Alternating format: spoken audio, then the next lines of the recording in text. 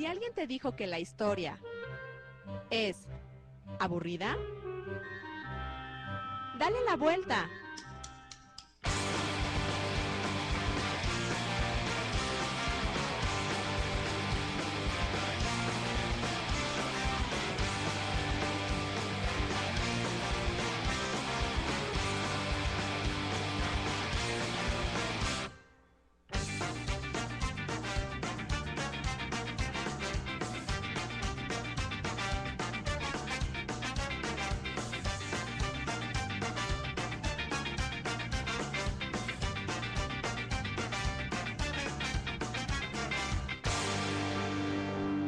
...360 grados de historia.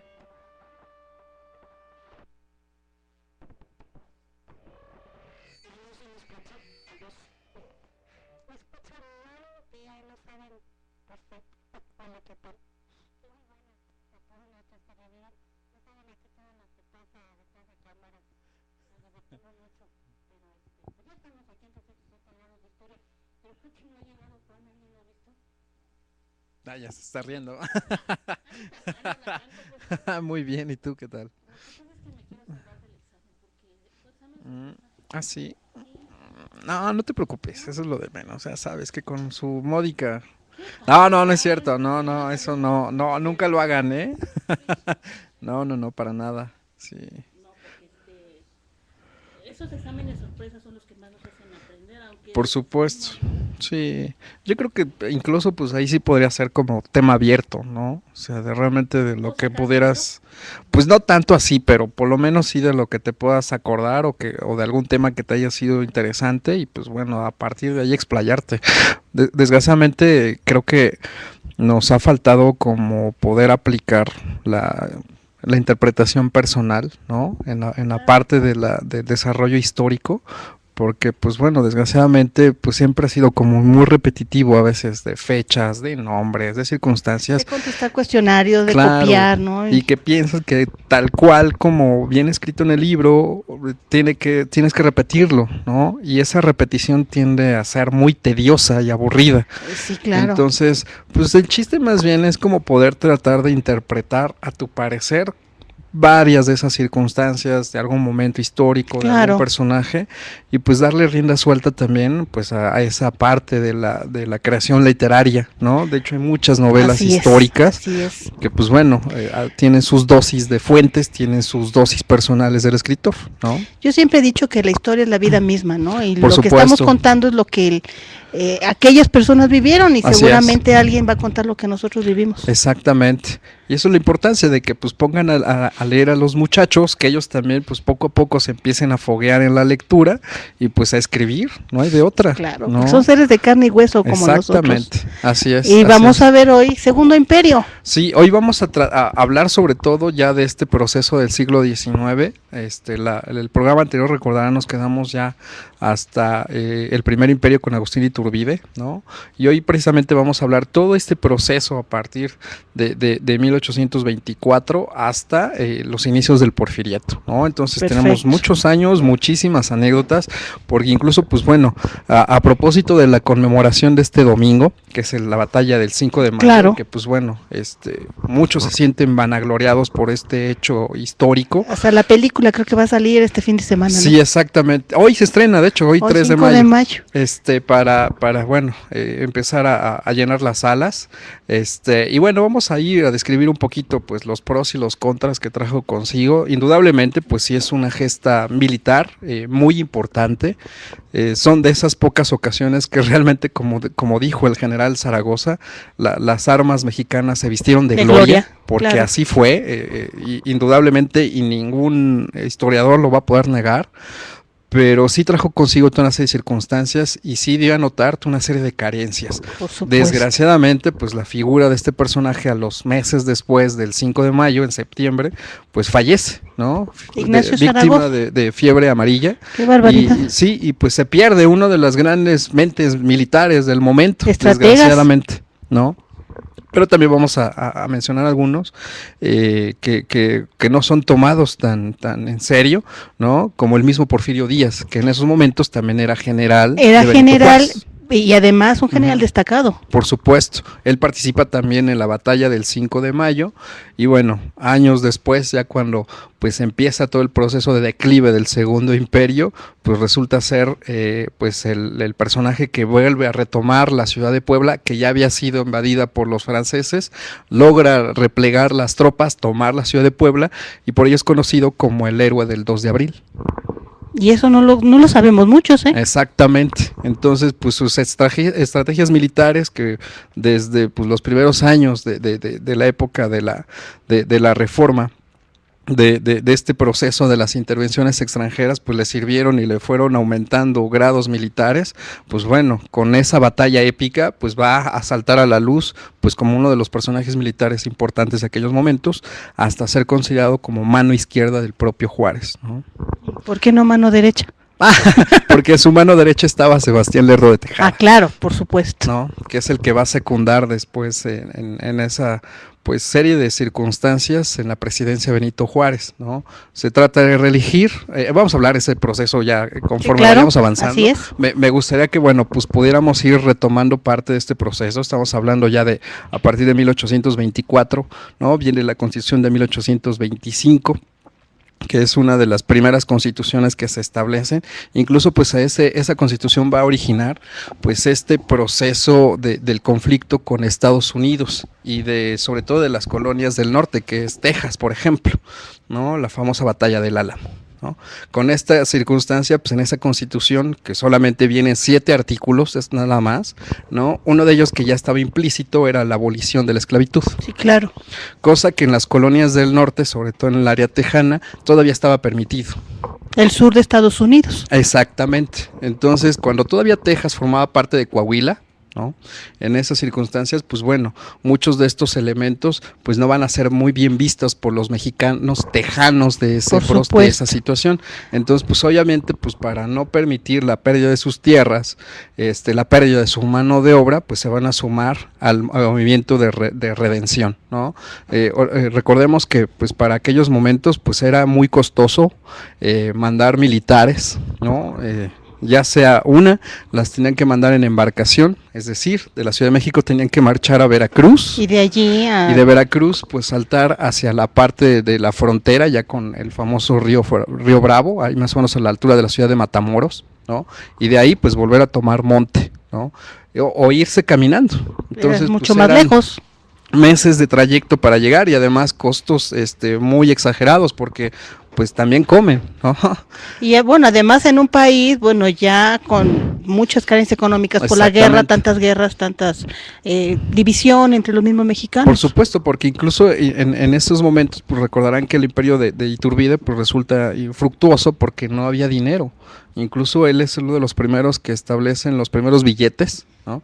Que son unos vales con el escudo republicano, del primer imperio, y pues eso es lo que empieza a establecer como una manera de intercambio, porque no había dinero circulando. Entonces pues la economía está estancada, no hay dinero para esas circunstancias, y estamos hablando ya de pues armamento también que incluso se utilizó en la misma independencia. Ese mismo armamento también lo va a volver a utilizar Zaragoza en ese conflicto con los franceses, y también lo van a volver a utilizar en el Segundo Imperio con Maximiliano. Entonces estamos hablando de un armamento muy retrógrado para su momento. Pero además muy usado. Por supuesto, y además pues por la falta también de armamento, porque incluso había militares que incluso pues al no tener parque, ¿sí? Pues lo que hacían pues era donárselo al que sí traía. Claro. ¿No? Entonces, pues bueno, no con había todas mucho, ¿no? inconvenientes, claro. Exactamente. Y que incluso, pues bueno, a partir del siglo XX, más o menos en la década de los 20, 30, con todo el conflicto de la Primera Guerra Mundial, después de la Segunda, pues va a empezar a surgir como una rama de la historia, pues la historia militar, que nos va a poder permitir desarrollar pues todos estos procesos armados de los conflictos, de las luchas, de las batallas desde la antigua Roma, y consigo pues ver las estrategias que utilizaban personajes muy importantes en los grandes conquistadores del momento, como un Napoleón, por ejemplo, o en el caso de la batalla del 5 de mayo. Por supuesto. ¿No? Y consigo pues bueno darle una serie de circunstancias que le permitan describir verdaderamente cómo sucedieron los hechos, cómo atacaron los batallones, quién replegó a quién, cómo se tenían que dirigir los armamentos y demás, ¿no? Porque incluso la geografía también juega un papel importante Por en los destinos de las supuesto. batallas, ¿no? Claro. Estamos Entonces, hablando de un territorio en ese momento sumamente grande, exactamente, con pocas vías de comunicación, así es. como lo dijiste, con poco dinero para Exacto. gobernarlo, ¿no? Exactamente, ¿no? Y entonces en el conflicto, por ejemplo, de este proceso de la batalla del Álamo, pues bueno, imagínate ya un grupo de tejanos mexicanos, pues estaban precisamente viendo la posibilidad de independizarse. Y además, pues estaban invitando también a aquellos estadounidenses, ¿no? Se les tenía no permitido el acceso por todos estos conflictos que estaba desarrollando, Claro. ¿no? No se les permitía el acceso al lado mexicano. Entonces, pues obviamente los que se lograron incorporar a esa lucha, pues lo hicieron con el afán de buscar después la independencia de la misma del mismo Texas y incorporarse a Estados Unidos, ¿no? Que en esos momentos pues empezaba a repuntar poco a poco como una potencia económica y militar. Entonces, muchos de estos procesos pues van a llevar consigo pues a la capitulación de un pequeño resguardo que es el Álamo, y el Álamo pues no fue más que un pequeño monasterio, ¿no? Un pequeño convento, si lo podemos decir así, y en el cual pues bueno, pues obviamente por la poca cantidad de gente con el cual estaba convocada para pues contrarrestar las fuerzas mexicanas, incluso llegó a sus oídos que el propio Santa Anna iba comandando esta batalla, ¿no? Pues bueno, no les quedó de otra más que aguantar, ¿sí? Desgraciadamente, pues tienen que capitular, no logran muchos de ellos salvar la vida, y viene una de las figuras importantes también en la historia estadounidense, que es David Crockett, Claro. ¿no? Que ya después lo va a retratar en muchísimas películas, sobre todo Disney, la figura de este personaje, ¿no? Y ahí viene pues la figura de este hombre de tipo cazador, con piel, vestidos de pieles, la famosa gorra de cola de mapache, que dicen los historiadores realmente nunca la usó.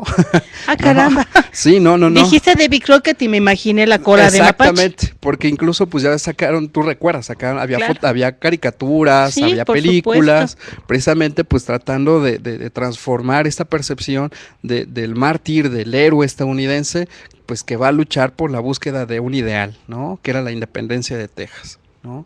Pero pues el fin y el propósito único pues era que pudieran seguir conservando pues el proceso esclavista. Recuerden que ahí viene después la guerra de secesión, Sí, por entre la supuesto. parte sur y El norte y el sur de Estados Unidos. cuando Abraham Lincoln establece la abolición de la esclavitud. La parte norte, que ya había sumado algunos adeptos Lincoln, pues prohíben la esclavitud, pero la parte sur no, incluida de ellas Texas.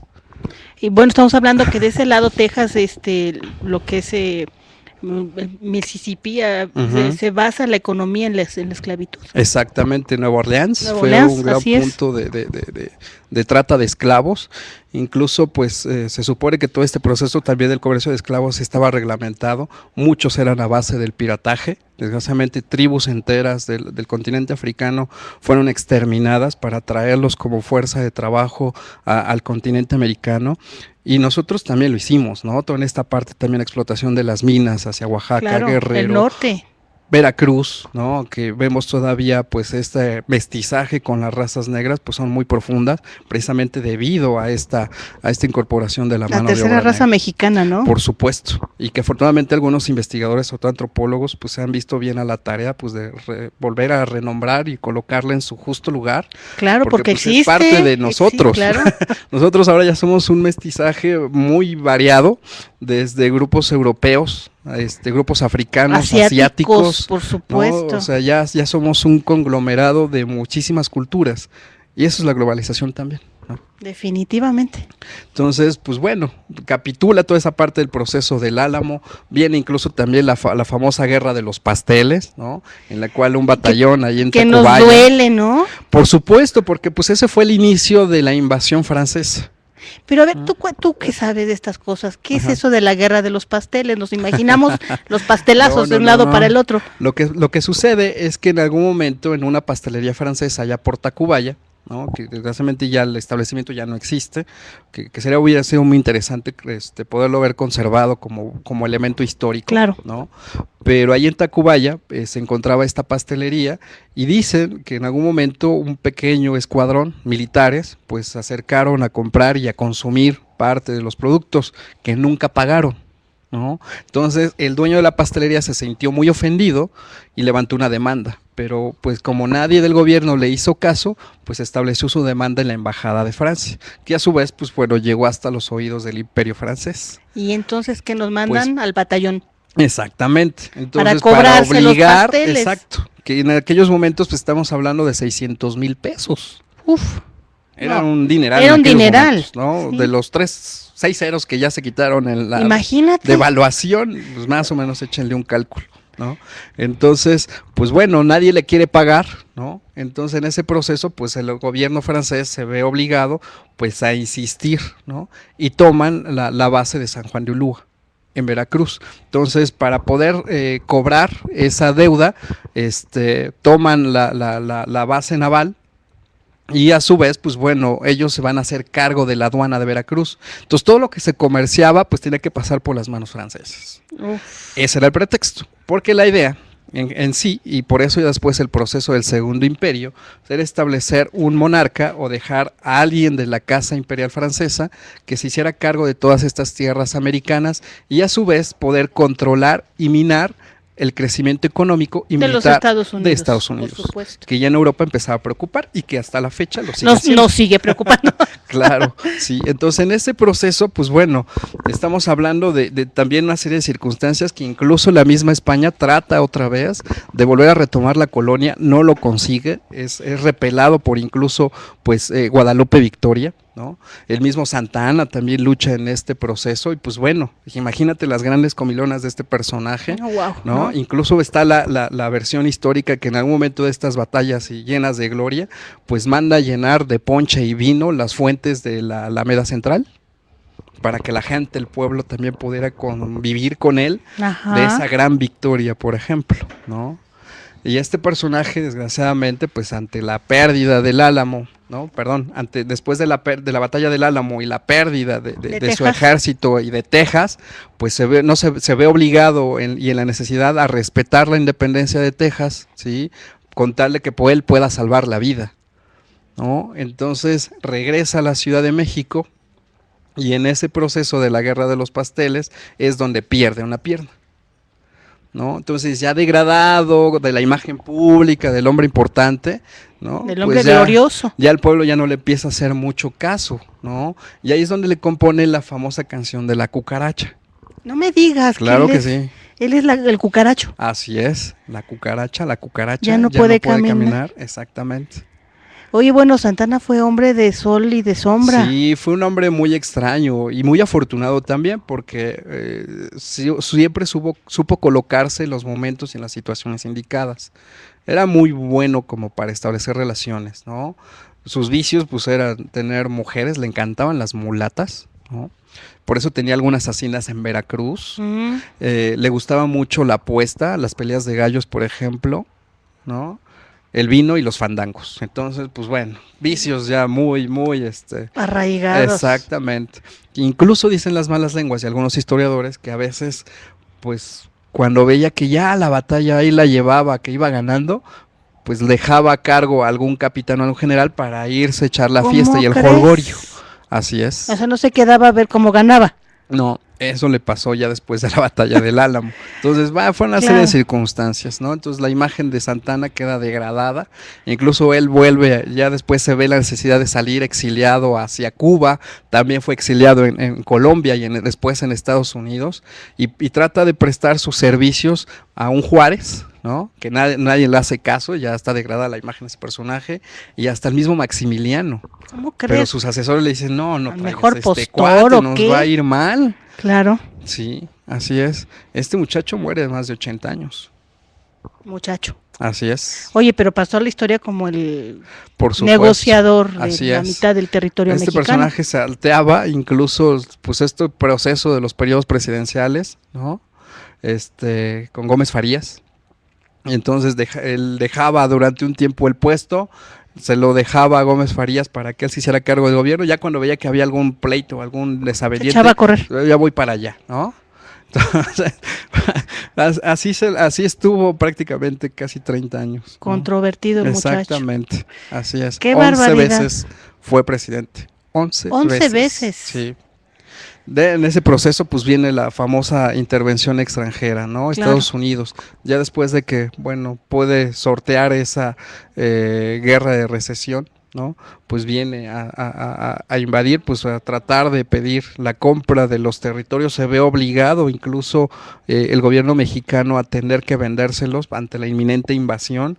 Y bueno, lo que te comentaba hace un rato y les comentaba a ustedes también, muchachos, el armamento realmente mexicano no estaba preparado. No, pues la gente para tampoco. Nada. Muy ¿no? desgastada la gente Así de tanta es. guerra. Exacto, y además pues no había todavía un colegio militar que ya había sido fundado en 1830. Pero muy reciente. El actual colegio militar es de 1830, es uno de los pues grandes emblemas también del siglo XIX. Que pues bueno, ya está a punto ya de cumplir 200 años. ¿Cómo crees? Sí. Ya es viejito el señor. Así es. Gloria del colegio militar. Exacto. Y en ese proceso, pues bueno, no había gente preparada, entonces pues la invasión fue inminente, ¿no? La batalla poco a poco con grandes estrategias militares fue ganada poco a poco, a pesar de que desconocían mucho del terreno donde iban avanzando. Sí, un terreno también muy difícil, ¿no? Exacto, que incluso, pues bueno, una de las etapas importantes, recordarán, pues es la famosa batalla del Castillo de Chapultepec. Sí, por supuesto. ¿No? Que ya fue el punto clave para la toma total de la Ciudad de México y del país, donde surge pues también un personaje importante que es Miguel Miramón, que también fue niño héroe, ¿no? Él es uno de los sobrevivientes de la batalla del Castillo de Chapultepec, que no está incluido en los billetes, que no está incluido ni en la lista de los monumentos, héroes, exacto, porque después se va a unir el lado conservador, al lado de Maximiliano de Habsburgo, ¿no? Bueno, pero qué de chismes nos traes. Déjame saludar a las escuelas, porque están aquí con nosotros. Tenemos Ángeles de la 30, Cuellar 38, la 69, 119, 56, 91, 104, 33, 38, 39, 44, 60, 71, 73, 96, 53, 98, 77, Lulú de la 78, la 60, y bueno, no sé qué, la 60 dice... Sí, cierto, yo apoyo la 60. Juan, por favor, danos técnicas para aprender más sencillo los datos y las fechas para que la materia de historia sea de historia y no de histeria. Pues yo creo que lo importante sería como poder darles a los muchachos, bueno, yo lo he hecho así, se me ha hecho mucho más sencillo poder retener esa información para no estar repase y repase. Recuerdo sí, precisamente que en algún momento una materia de historia se volvió histérica por ese proceso. Claro. Y creo que lo importante sería como poder ubicar a los muchachos muy bien qué es lo que estaba pasando, a lo mejor enfocarlos en algunos personajes claves y que pues bueno, tengan que investigar, ¿no? Ellos tienen que acercarse también a la información, no les tenemos que dar todo así, miren, aquí está, ya ustedes y lean. Que dejemos el libro, ¿no? Vayamos a los lugares. Exacto, exactamente, hay que ir a los lugares, hay que ir a la información, ya internet pues se vuelve una herramienta indispensable, por lo menos para tener una base, pero sí buscar los libros, ¿no? Claro. Ya hay documentales incluso, pues hay investigadores, hay pláticas incluso en YouTube, claro, donde ya investigadores hablan de sucesos. Y también personajes. Últimamente se han producido películas históricas Exacto. Mexicanas, Así que a lo mejor podemos tener una opinión buena o mala, pero que claro. nos sirve, ¿no? Así es. Y bueno, yo creo que también retroalimentarnos, ¿no? Claro. Creo que también la opinión de los muchachos es importante sobre qué tema o qué énfasis le quieren dar a ese momento histórico. A lo mejor, no sé, hablando de la independencia, pues les interesa más la etapa de las batallas, ¿no? Claro. O les interesa más, pues, qué estaba sucediendo en la economía o qué estaba sucediendo a nivel político o a nivel religioso. Entonces, también hay que acercarse y que dejar que ellos también, pues, bueno, pudieran retroalimentar también la claro, clase, ¿no? Claro. Pero bueno, también hay que exigirles un punto en el cual, pues bueno, como toda investigación y aquel que se quiera dedicar a las ciencias sociales, pues tiene que leer y tener una base para sustentar también sus ideas. Así es que leer, ¿no? Hay que leer mucho. Exacto. La 73 te manda muchos saludos, Muchas dice gracias. que es muy grato escuchar tus anécdotas. No, yo soy más reciente. Esas así dice. Sí. ¿Y lo pueden No, esas anécdotas son así. Sí, me veo joven y conservado, pero ¿cómo le haces, Juan? Tanto. ¿La mascarilla? No me tocó luchar al yo lado de Baby Crockett, yo siempre he sospechado que tú estuviste allí. Nos lo cuentas como si lo hubieras vivido. Preguntan que qué era la fiebre amarilla. ¿Qué era la fiebre amarilla? Buena pregunta. No sé si hay algún médico por acá. Pues, ¿qué les parece? Vamos a investigar. Es una enfermedad, sí. Pero, ¿qué equivale? Como una definición exacta. ¿De qué es la fiebre amarilla? Pues pero bueno, impactó. Es como una especie de enfermedad tropical. Ajá. Con calenturas excesivas, que incluso te lleva a la pérdida de la razón y obviamente te lleva a la muerte. Y había menos recursos. Recuerden que Zaragoza, ahí te va, rápido, para ya entrar en ese tema. Zaragoza, cuando es nombrado general de ese destacamento, era porque ya era el único general capaz. Incluso Zaragoza era tejano, imagínate. Órale, él era de Texas. Él era de Texas, viene a la Ciudad de México, al Colegio de San Ildefonso a estudiar. Aquí se queda, iba a ser seminarista, decide mejor dedicarse a la cuestión de las armas. Durante pues el proceso del primer imperio nadie le hace caso, ¿no? Entonces, pues afortunadamente con Juárez consigue una oportunidad y poco a poco empieza a escalar en nivel militar, ¿no? Zaragoza para la batalla de Puebla tenía 33 años. Muy joven. Muy joven para su momento. Claro. Con muy poca experiencia también. Y este muchacho, en el momento clave de la batalla, había fallecido su esposa. ¡Wow! Entonces, ¿qué haces? Terrible. Sí, pues eso es también lo interesante de este personaje. Claro. Deja a su esposa y ya muere de pulmonía en la Ciudad de México. ¡Qué bárbaro! Bueno, y ahora morir de pulmonía es como muy raro porque no había los medicamentos y la tecnología que hay ahora. Pero en aquellos años, pues con solo una mojada de agua fría y salir al fresco era terrible para alguien. Claro. ¿No? Por eso hay que cuidarse, muchachos. Háganle caso a sus papás. y en ese proceso, pues él pierde a su esposa víctima de pulmonía, el estrés. El proceso de la carga, el duelo, ve que ya después pues poco a poco los batallones pues empiezan a llegar hambrientos, mal armados, ¿no? Con cansados, muy poca preparación militar, ¿no? Entonces se empieza a estresar. Todo este proceso pues va a afectar a su físico, ¿no?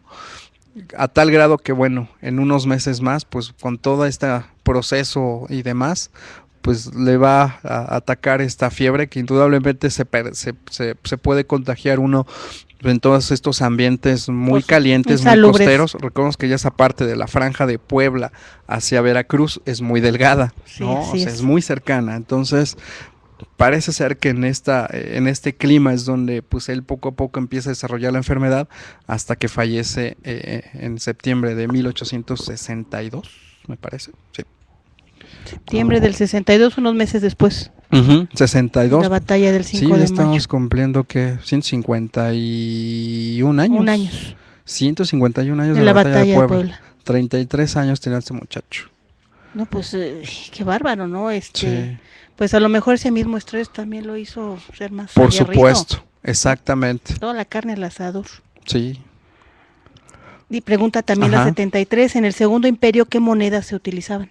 Buena idea. Estamos hablando de que empezaba el proceso de la acuñación, ¿no? Incluso Maximiliano vuelve a tratar de incentivar otra vez la economía. Hay algunas monedas que ya traen el símbolo y el signo del Segundo Imperio, claro, ¿no? Todavía no hay billetes en sí, pero sí monedas ya empieza a ver circulando. Es muy poco porque obviamente se mantenía a ciertas clases, ¿no? A ciertos sectores, y bueno, el proceso de la economía mexicana es muy extraño porque no va a la par de la economía mundial. Desgraciadamente muchos a veces pues dirigentes y políticos no lo ven de esa manera, porque pues incluso para alguien normal pues se le puede hacer muy cotidiano comerse unos tacos de tortilla, a lo mejor con unos frijoles, pero con un buen litro de pulque. Claro. Y esa es la base de su alimentación casi diaria, ¿no? Y bueno, hay algunos personajes que creen que tienen que complementarlo con carne o con verduras, pero bueno, a lo mejor la cercanía, el contexto o el nivel adquisitivo no le da. pero pues vemos gente que ya va sobrepasado los 80 años y que sigue bebiendo pulque porque es uno de los elixires de la vida. Además, ¿no? Los frijoles tienen una gran cantidad de proteínas, ¿no? Exactamente. Entonces, pero no todos los excesos son buenos, eso que quede claro. Una probadita, para los que les gustan, ¿no? Aquí en la producción hicieron cara de fuchi. Pero yo los quiero mucho, ya fíjate, ya fiebre amarilla o vómito negro, es una enfermedad viral que pertenece a los Flavividae. Es una causa de enfermedad hemorrágica que se dio en África y Sudamérica. Lo amarillo se refiere a los signos de ictericia, o sea, se te pone la piel amarilla. Exacto. Como en la hepatitis. Sí, entonces es una fiebre que precisamente puede ser contagiosa en estos climas de estrés, de mucho calor, ¿no?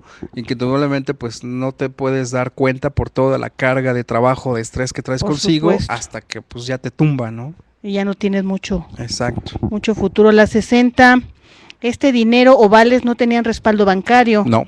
A lo que entraron los gringos para ofrecer préstamos. Por supuesto, porque pero incluso si no ya México ya había adquirido una deuda con el Reino Unido, que ya después tratan de volver a cobrarse, ¿no? Ahí viene por eso el conflicto del 5 de mayo. Viene Inglaterra, viene España, viene Francia, todo a cobrarse sus deudas y a ver qué óvale, qué onda, ¿le van a caer o qué? Pago no tengo. ¿No? España y Inglaterra pues logran mantener un acuerdo con México y regresan, ¿no? Pero Francia no, lo que va a ocasionar la batalla del 5 de mayo. Pregunta la 73, ¿en el Segundo Imperio aún Texas pertenecía a México? No. ¿Ya no? No, ya no. Ya vimos que se perdió en la batalla del Álamo. En esta época, ¿qué nos puede comentar acerca de la educación? ¿A quiénes se daba y en qué consistía? Pues prácticamente no existía. No, pues, es que estaba desorganizado el país. Con todo este proceso de conflictos militares, de invasiones extranjeras, no daba mente para pensar en la ciencia siquiera. ¿No? Pero en una educación pública, porque había había grupos religiosos que eso estudiaban. Se va a dar, y qué buen punto y qué buena pregunta, porque lo vamos a retomar precisamente en el Porfiriato, cuando ya a finales de este proceso y de la revolución, pues se institucionaliza la Secretaría de Educación Pública. Claro. Que es lo que va a instaurar la educación pública. Porque apenas tiene 90 años la SEP, hace 2 años cumplió 90. Exactamente, así es. Entonces es una institución reciente. Solamente eran colegios privados, colegios religiosos, así ¿no? es. Y bueno, hasta esos momentos, en ese proceso, pues todavía pues la religión católica cristiana era la predominante. No podía existir otra, hasta la Constitución de 1857, la que, bueno, transforma Juárez, claro, y bueno, trata de hacer de que la educación se vuelva laica, ¿no? Sí, de que, bueno, ya todas, pueda haber una libertad de credos, cosa que pues obviamente provocó en la religión en aquellos momentos, por supuesto, el conflicto de la Reforma. Pero bueno, ese es el decreto, construir esa educación tardó mucho tiempo más. Demasiado, porque pues bueno, tú lo comentabas, ¿no? Todos esos movimientos militares pues no permitieron una estabilidad política, y obviamente no hay social, no hay económica. Claro. Dice la 73, profesor Juan Gómez. Ay, gracias. Profesor, ¿a qué época pertenecen los liberales y conservadores? A partir de 1838, me parece, que es cuando ya pues estos federalistas y centralistas, que bueno, van a originar pues la primera república, ¿no? Pues empezaban a luchar y a pugnar entre ellos, ¿no? Por ejemplo, Fray Servando Teresa de Mier con un Gómez Farías, por ejemplo, claro, ¿no? Y a partir del 38 pues se da todo este proceso de separación entre liberales y conservadores, ¿no? Que de hecho lo comentábamos hace un rato, ¿no? Pues este muchacho que pues desgraciadamente no es considerado como niño héroe, pues se pasa al lado de los conservadores, cambia de banda, a pesar de que estuvo y fue sobreviviente de la batalla del Castillo de Chapultepec, pero pues desgraciadamente por las cuestiones de quién escribe la historia, pues no se le da su lugar y se le respeta su momento histórico también. Lo sedujo el lado oscuro de la fuerza. Ok, dice la 73, ¿en México en qué parte se dio la situación de esclavitud? ¿Fue en todo el país o solo en algunos estados? Pues era general, tan solo pues estamos pensando de que pues estos grupos indígenas autóctonos pues formaban parte de ese proceso de mano de obra. Hay un libro hermoso que se llama México Bárbaro. Claro, por supuesto. Chéquenle, México Bárbaro. De Kenneth Turner. Así es. Que pues habla, incluso ya a él le toca pues sobre todo trabajar ese proceso ya de finales del 19 en el Porfiriato, pero que ese es un muy buen ejemplo para poderlo citar, ¿no? Para tener una idea del México de la esclavitud. Así es. Oye, ¿ahora sí nos vas a regalar cortesías o todavía no? Sí.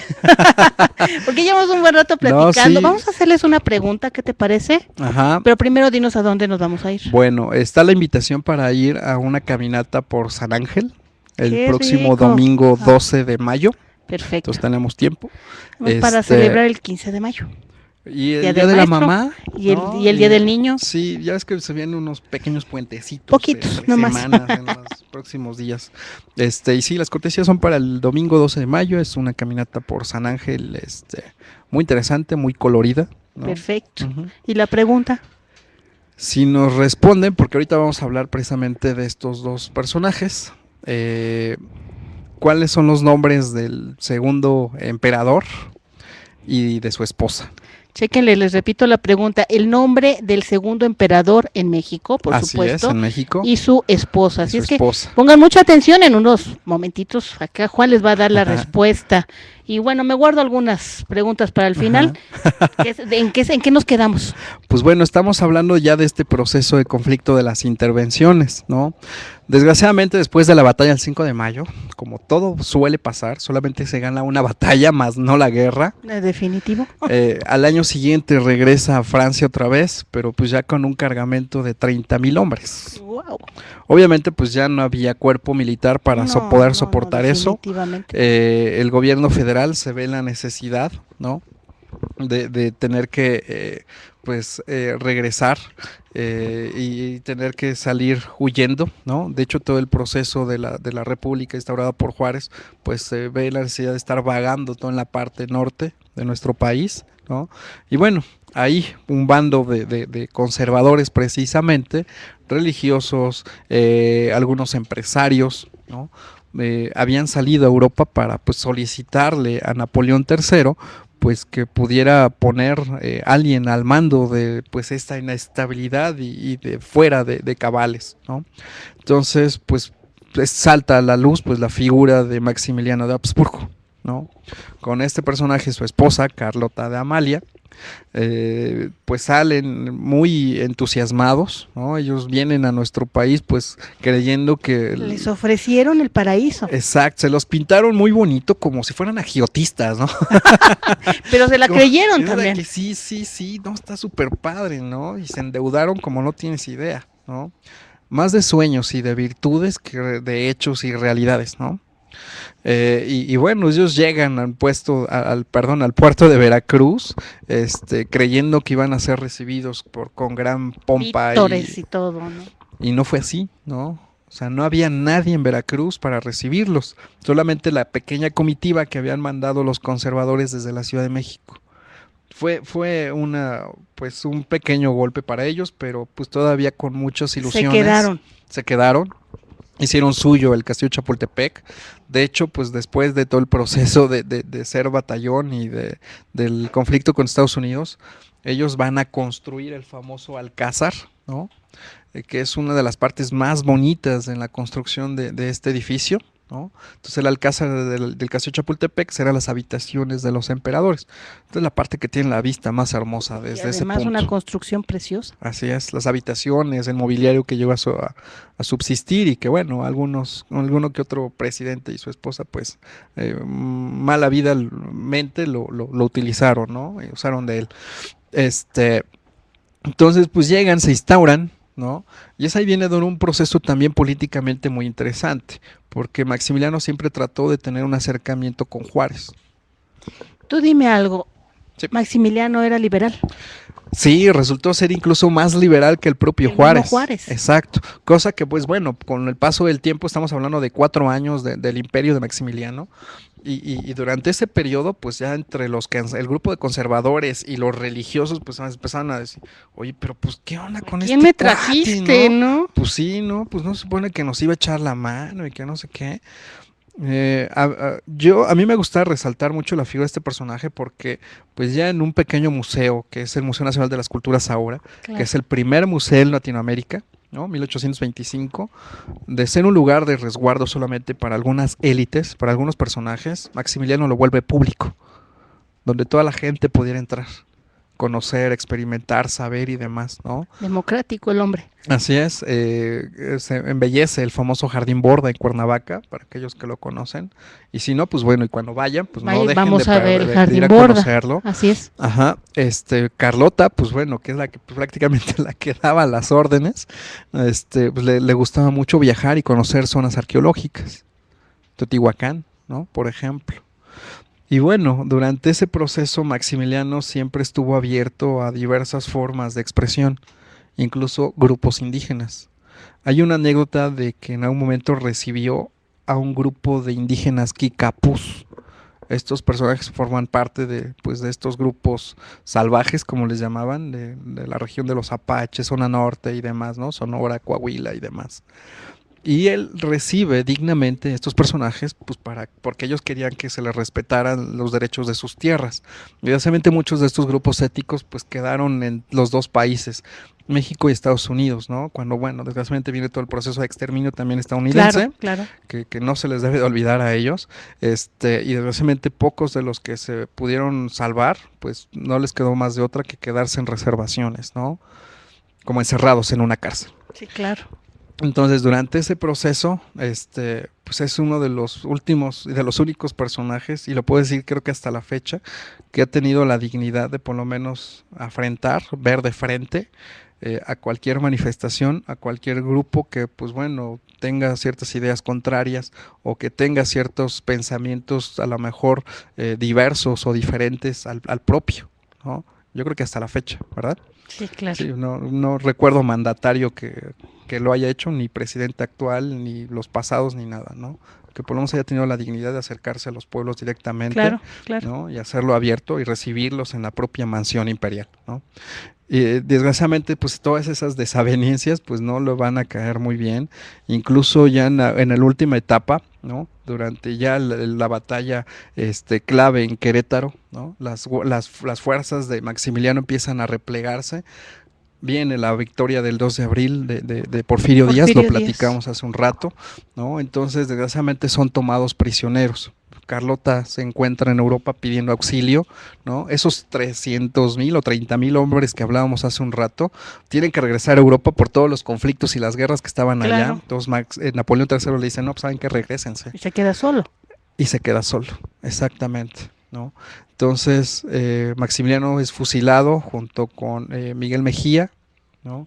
Juan Nepomuceno Almonte, que era hijo de José María y Morelos y Pavón, que también es otra historia también ahí muy interesante, ¿no? Yo estaba leyendo ahorita una frase, pero bueno. Y Miguel Miramón, ¿no?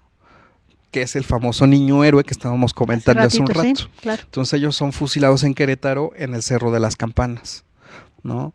Desgraciadamente, pues ya cuando se entera Amalia, Carlota es en Europa de la muerte de su esposo, ya no quiere regresar y demás. Y en el proceso de transportación del cuerpo, y esto es parte del anecdotario, pues las cajas de los funerales de aquellos momentos pues no eran tan grandes, y Maximiliano era muy alto.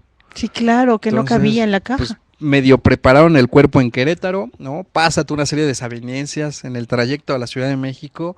Dicen algunos que incluso pues le tuvieron que romper las piernas para que pudieran entrar en la caja. En algún momento dicen que incluso se les rodó en alguna barranca, que se mojó en una lluvia. Entonces el cuerpo cuando llega aquí, pues llega totalmente deshecho, ¿no? Pues los forenses de aquellos momentos pues tratan nuevamente de darle una manita, ¿no? Y en ese preciso momento, cuando se cuelga el cuerpo para que todos esos líquidos que contenía en la conservación pues tengan que salir, ¿no? Fue la única ocasión que Juárez se dignó en ver a Maximiliano, ya cuando estaba muerto y colgado, ¿no? Sí, que pues bueno, es una cosa lamentable, sí, ¿no? por supuesto. Que ya en muchas ocasiones ya Maximiliano le había pedido a Juárez una cita para reunirse y deliberar, dialogar, y llegar a un acuerdo, claro, ¿no? Y cosas así, pero pues él nunca quiso, ¿no? Nunca decidió acercarse a tomar la palabra con ese personaje, ¿no? Entonces fue la única ocasión que lo pudo ver de frente, ¿no? Después de ese proceso pues se instaura otra vez la República Juarista, ¿no? Termina su periodo presidencial, ¿no? Recuerden que durante el Segundo Imperio, pues Juárez era presidente, se ve interrumpida por el Segundo Imperio, termina su periodo, ¿no? Y busca la reelección. Wow, bueno. Sí, buscaba la reelección. Tremendo. ¿No? Entonces Juárez compite con Sebastián Lerdo Tejada y Porfirio Díaz. Obviamente, pues Juárez gana otra vez. Claro. Manipula las leyes para que, bueno, pueda haber la reelección del presidente. Ahí viene la parte negra y demás, porque bueno, en el proceso, pues él cayó enfermo, ¿no? Dicen algunos que lo envenenaron, ¿no? Y es donde muere en Palacio Nacional. Sí. ¿No? Entonces, pues bueno, en una segunda contienda, pues compiten solamente Lerdo de Tejada, Porfirio Díaz, en el cual, pues bueno, gana Sebastián Lerdo de Tejada, se vuelve a enojar Porfirio Díaz porque dice que le hicieron mano negra, ¿no? Y ahí es donde él dice el famoso lema, sufragio efectivo, no reelección. Exactamente, Porfirio Díaz. Qué interesante historia. Y ahí nos vamos a quedar. Sí, no se pierdan el siguiente capítulo. Sí, porque precisamente ya vamos a hablar del porfiriato, claro, de todos los alcances, otra vez económicos, los monumentos, ¿no? Del embellecimiento de muchas ciudades. Pero el contraste con la provincia, con la esclavitud, supuesto. Con todos estos grupos. El reencuentro con la ciencia, la educación y todo lo demás, ¿no? Bueno, promete el siguiente programa. Sí. Déjame, ya nos adueñamos aquí de la transmisión. Ya. No, está bien. Esto es por todo lo que no habías venido. Los del staff ya se durmieron. Están muy acá callados. Joe me despertó con sus ronquidos. Ay, no es cierto. Bueno, rapidísimo, la 73, disfrutaba la vida a su modo y acorde a la época, la 60. Pero también Santana decía que había que poblar Texas y los gringos fueron colocando colonos y por esa razón nos quitaron Texas. Bueno, gringos no es una palabra. No. Estadounidenses, ¿no? Estadounidenses. Lo único que había pues eran las misiones franciscanas y jesuitas, que era lo que delimitaba los territorios de la Nueva España. Pero presencia militar no había. Nada. La historia está llena de chismes. Para eso nos traemos a Juan para que nos cuente el chisme.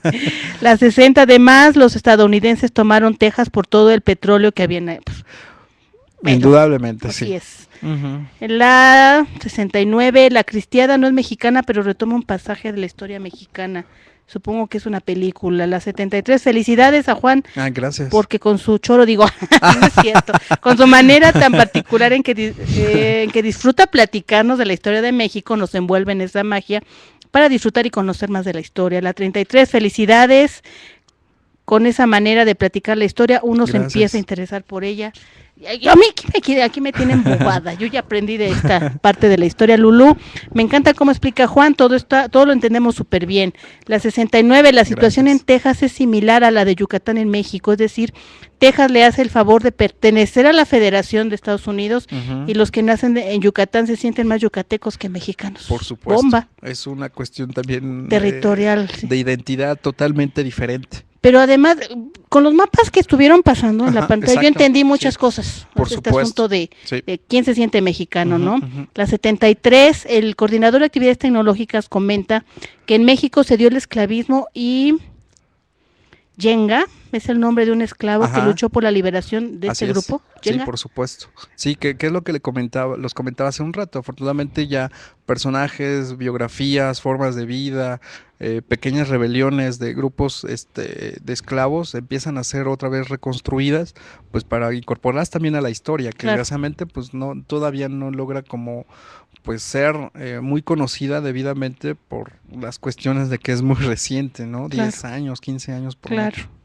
La 60, como el problema de Florence Cassés con los mariachis en Francia, que se pusieron dignos los franceses como ejemplo de desacuerdo, mientras no hay otra guerra. No, pero fíjate que es lo curioso, que a lo mejor en esa celebración del 5 de mayo, para nosotros a nivel militar, ¿no? Es muy importante. Y sobre todo por la base poblana, ¿no? Poblanos, ya sabes, en Estados Unidos, en la parte de Texas, en la parte de Nueva York, pues hacen los grandes desfiles, el jolgorio, yo soy Zacapuaxtla y demás. Claro. Pero, a ver, si tú vas a la contraparte y vas a Francia y les preguntas, oigan, ¿recuerdan lo del conflicto, la batalla del 5 de mayo? ¿Qué es eso? ¿Qué pasó? ¿A poco había franceses en México? Sí, pues claro. Las dos caras de la historia. Sí, por supuesto, los que ganan y los que pierden. Exacto. Bueno, siguen llegando comentarios. No, está bien, perfecto. adelante, por favor. Yo me sigo, pues yo también. Dice la 56, bueno, trajo como consecuencia un rotundo desacuerdo. La 73, ya nos confundimos y perdón por la ignorancia. ¿El primer imperio está en manos de España y el segundo de Francia? No, el primer imperio está a manos, sí, es el primer imperio mexicano. Los dos son imperios mexicanos, pero en el caso del primero es prácticamente manejado, sí, por españoles. Aquellos que ya estaban pues establecidos aquí, inversionistas, empresarios, religiosos, militares, la cuestión política, de la élite política que logró sobrevivir, y ellos son los que van a poner la figura de Iturbide al mando. Después de la independencia. Después de la independencia. Y el segundo imperio es atribuido pues a personajes de índole europeo, que son Maximiliano y Carlota, claro, venidos por la invitación de este grupo de conservadores mexicanos. Claro. ¿No? Me marcan pero aquí en sí, la producción, el ganador del pase doble, claro, es la 73. Qué raro, ¿verdad? Ay, sí. Ya díjenle algo a los demás. A ver, 73. Profesora, Ya sabemos quién es, ya. Ay, no, bienvenidos, muchas gracias por estar con nosotros. La 69, no está raro, aún en nuestros días la gente fallece de pulmonía, pero es mucho menos, ¿no? Sí, es que en no aquella son época casos eran tan conocidos, exacto. Epidemias, así es. La 73, profesor Juan. Profesor. Gracias. Con anécdota nos referimos a las narraciones que nos comparte sobre la historia de México. Ya respira. Sí, no pensamos que eran tuyas. Eran vivencias. La 73 pregunta, ¿en el Segundo Imperio las monedas serán acuñadas en México? Sí, claro. Sí. Recuerden que ya incluso aquí en la Ciudad de México todavía queda la antigua Casa de Moneda. Así es. Que está a un ladito de Palacio Nacional, precisamente viéndola de frente, el lado izquierdo, la calle que se llama Moneda.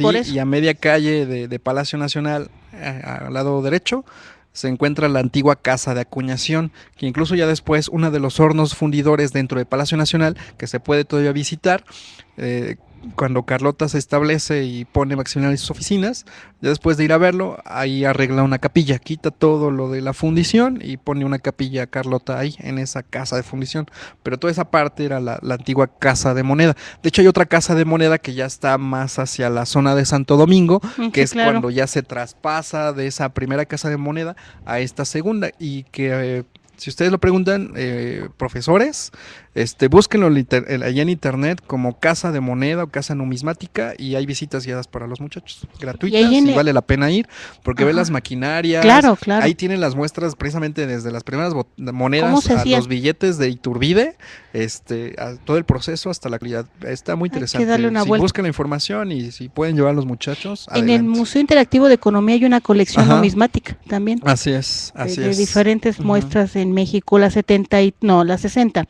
En cuanto a historia, existen varias interpretaciones que se pueden disparar en cuanto a la historia de México. ¿Cómo forjar un criterio en los alumnos? Leyendo. Por supuesto, hay que poner las cosas en la balanza. Claro.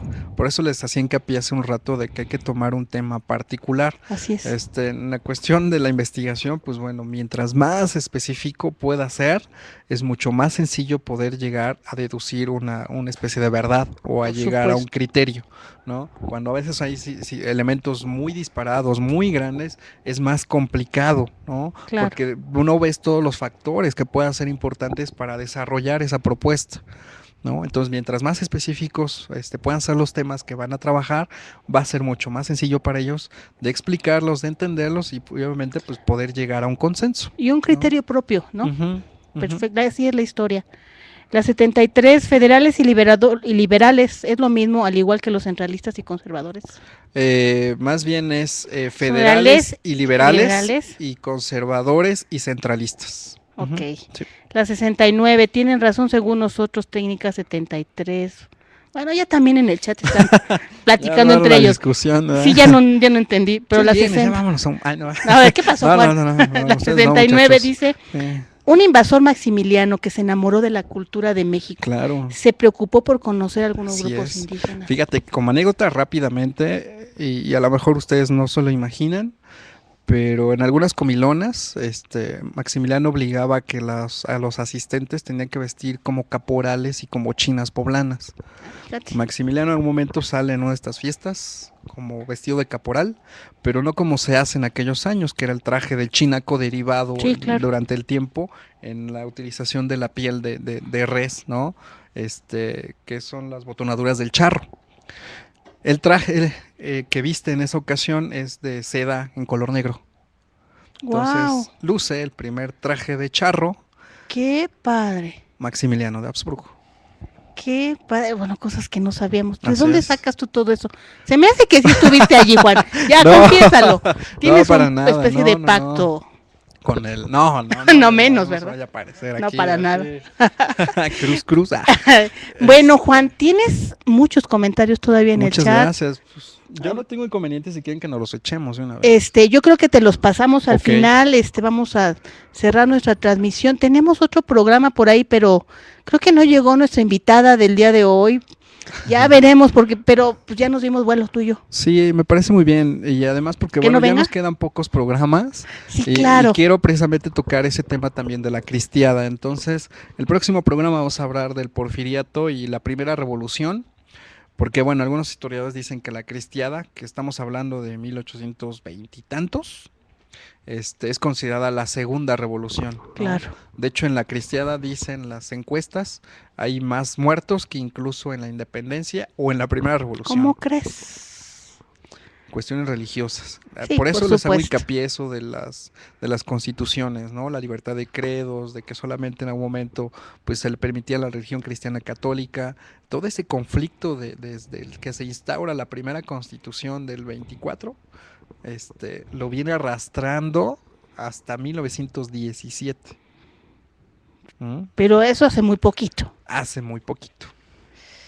Qué barbaridad. Ya lo platicaremos más adelante. Bueno, pues prometido, Juan, ya no vas a faltar. No, ya los últimos programas son... Está grabado, Está grabado, y si no, que nos invite a todos. Bueno, pues muchas gracias a todos ustedes por acompañarnos. Especial de 360 grados de historia, casi una hora, pero nos hemos divertido muchísimo, conocido, aprendido, y sobre todo nos dejaste como con inquietud de investigar. Pues ese es el sentido de esto, que ustedes se puedan quedar con ese gusanito de voy a ver si es cierto que no me está choreando. Pues búsquenlo, ya después platicaremos en un cafecito. ¿Verdad? Ya dijo. Claro. Perfecto, bueno, repito, el ganador del pase doble para el recorrido a San Ángel, secundaria técnica 73, pues ya saben. Juan les va a hablar. Por ahí tengo yo uno pendiente, no se me ha olvidado, me voy a comunicar con ellos. Perfecto, entonces ya está para el 12 de mayo este recorrido, y nosotros nos despedimos por el día de hoy aquí en Dejes TV. Nos vemos el martes, aquí vamos a estar nosotros, pero ustedes escuelas van a tener otro día, fin de semana largo. No llores, Germán, tenemos mucha chamba aquí que hacer fuera del aire, así es que nos vemos el próximo martes. Y bueno, con mucha más programación para todos ustedes. Mi nombre es Susana Argueta, gracias por acompañarnos, que tengan excelente y divertido fin de semana. Hasta luego.